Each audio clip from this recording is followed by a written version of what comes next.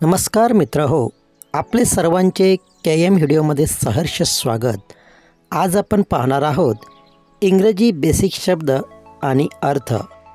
2020च्या नवीन अभ्यासक्रमानुसार इंग्रजी विषयाच्या स्वयं अध्ययनास प्रेरित करण्यासाठी हे शब्द आपण मुलांना देऊन त्यांचे मराठीत अर्थ लिहून आणण्याचे आवाहन देऊ शकता। चला तर मग पाहूया बेसिक शब्द। आव्हान क्रमांक 1, I means me. Yes, is means आहे।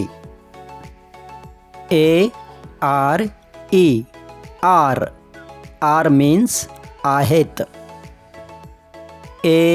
M means आहे। We means आम्ही। he means तो।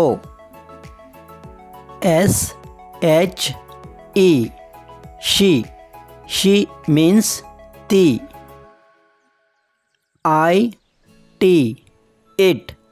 it means ते।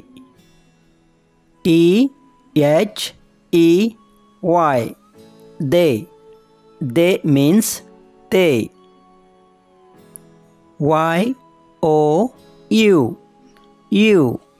you means तू किंवा आपण।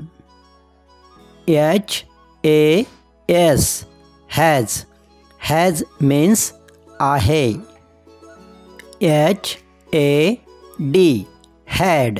had means होते।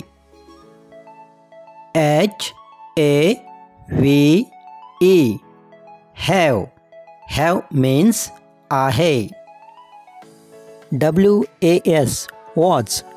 was means होता।